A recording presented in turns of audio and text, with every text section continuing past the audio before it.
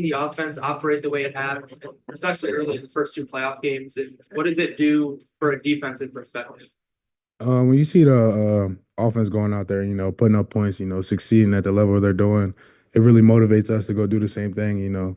Keep getting them the ball back, and just watching them, do great things.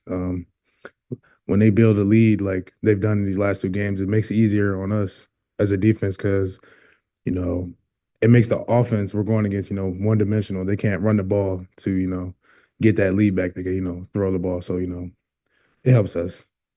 Austin Ward, the podcast. So, like, how many times this season do you feel like you've been like fully yourself, fully healthy?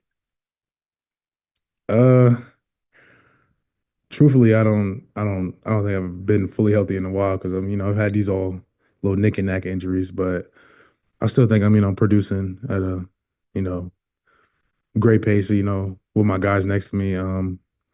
But probably before probably camp, probably first couple of games. So, how close do you feel right now? And did any part of like lay off at the end of the regular season, then getting maybe an extra week to get ready for Tennessee or week and a half for Oregon? How much has that helped you? I mean, how far away are you from the level you want to be at physically? I mean, I think I'm at a great level right now. There's always going to be a little injuries, battling, but I think I'm perfectly fine right now. I don't have anything I'm worried about right now. Bill Rabinowitz, Columbus Dispatch. Yeah, I asked G this question. You've been here personally through the ups and downs, team ups and downs. Does that make what you're doing now to peak, to pull together the way that you have these last two games? Does that make it even more special? I think definitely, I've been here, going on 4 years, and we haven't really did anything. And just to have this chance, go end it the right way with, all the guys that, are done like after this season, I think it's great. Just finishing in the right way is our mindset, right now. You'll be playing in Texas against Texas. The crowd will be, you'll have a lot of Ohio State fans because they always travel, but it'll be a pro-Texas crowd for the most part. Do you guys kind of thrive off that? Do you like that kind of being the enemy, I guess? I mean, you can say that, but we don't really, try to focus on the fans. We just want to, produce on the field. If it's a away game, home game, we just want to go out there and execute. Fourth row, right. Cameron T. Robinson, The Athletic. Tyleik, if there's a lot said when you guys all came back, it's like what this team the line could be. These last two games, you have 12 sacks. You guys really aren't blitzing a ton. It's not even starters. The bench guys can yada, the parents come in. What's it been like to see this group realize its potential and kind of really kind of react the last 2 weeks? I said we always knew what we had in our room. It's just now it's just showing up. Teams are scheming us different ways, and it's allowing certain players to make certain plays. And I think we got so many guys in the room. We have twos that can be ones anywhere. We have threes that can be ones anywhere in the country. But they all decided to stick here and grind this thing out with the guys they came in with. And like I said, I think we have a great group who can make plays at any time. You guys get 8 sacks in a game, but also holding all this up minus 23 rush yards in the game. What is that like, and what does that say about just for the job you guys did last night? I think it's a great feeling, looking up at the scoreboard and seeing like a negative. Definitely. But it's just like all the work we put in over the summer, over the season. We've been building this defense to where it is now, and like I said, when we're executing and we're at a high level, it's hard to do anything with us. Behind him, Jeremy Birmingham, the podcast. Tyleik, I'm not going to ask you to call out officials, okay? But I do want to ask you have you ever been held before? Yeah, I think our whole D line gets held, every game. I don't know what the refs are seeing or what's going on with that, but if you turn on the tape and really look at it, we're held almost every play. So, Is there something can you guys be better actors? Can you be more dramatic about it? What do you think has to happen for them to get called in your favor one time this season? we can be actors, but we don't really teach nothing like that. But I don't know if it's because we're Ohio State, they like letting things go or what it is, but it's been pretty bad. I know y'all see it too. It's every play, almost every game. Gotcha. Adam King, WBNS. we got a chance to see a glimpse of Coach Day's pregame speech. The intensity that you've seen from him the last two games in the playoffs, is that different than you've seen throughout the year? And what does that do for this group before you go out on the field? I wouldn't say it's different. He's been like that his whole year, but it's just now it's, getting recorded and posted. But definitely when you see your head coach is fired up like that, it likes to fire in you, go out there and do better. And, you can't thank Coach Day enough because, he's our leader of his team. And when he's like that, he makes you want to, go out there and do great for him, for like the guys around us. Scotty, we're gonna go to you, a couple on Zoom. Yes, sir. We're going to start with Andy Anders. Andy, go ahead. Yeah, Tyleik, Texas runs a lot of outside zone schemes. Just what's important for defending those kinds of plays on the ground, and I guess just stringing out those kinds of, so to speak. Can you say that again? Yeah.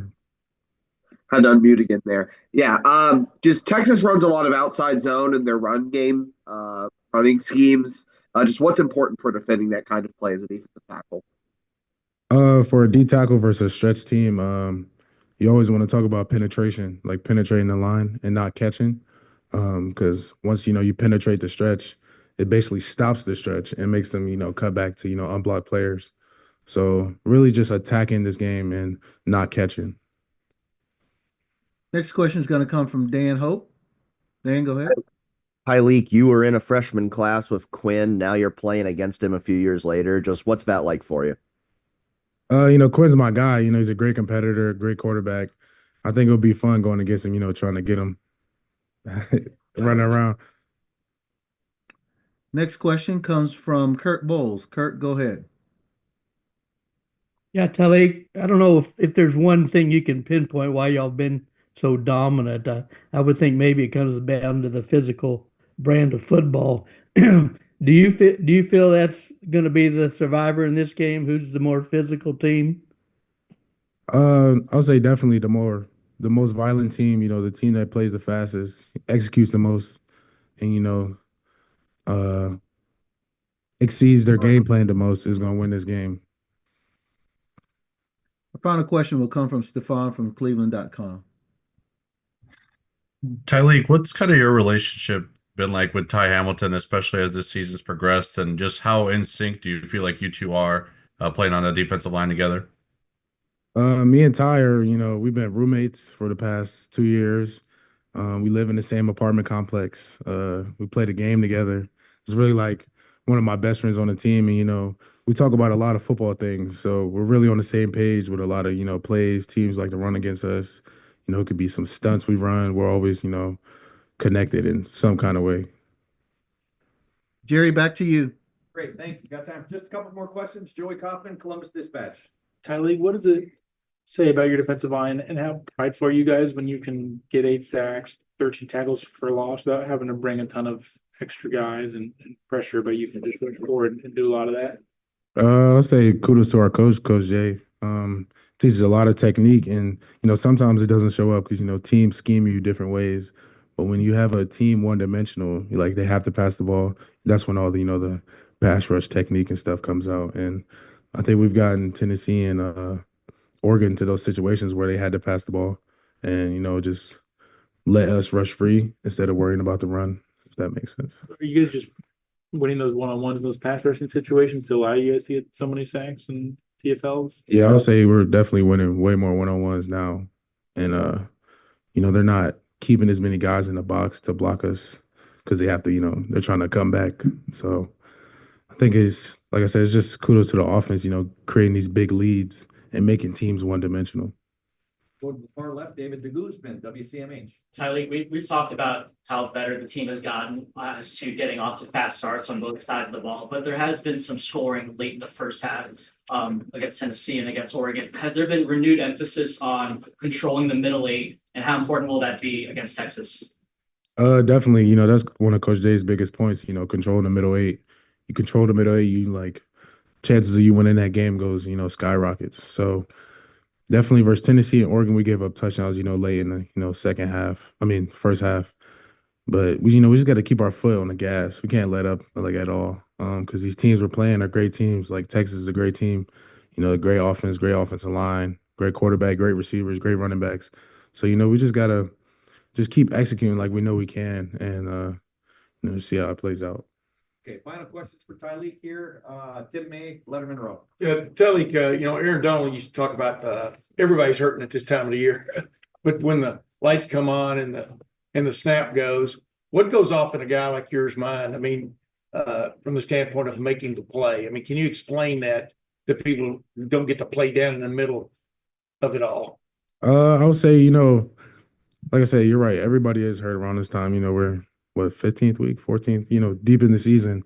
You know, you just gotta show up. That's my mindset. You just gotta show up. No matter what I'm going through, I gotta make that play. I gotta be disruptive, you know, just to help my team out. Cause when I'm on my A game, you know, everybody else can, you know, feed off of me, or we can feed off of, like, you know, JT, Jack, Ty. But I said, you know, Coach Mick always says, like, nobody cares. Like, it's true. Nobody really cares if you're hurt, if you're injured.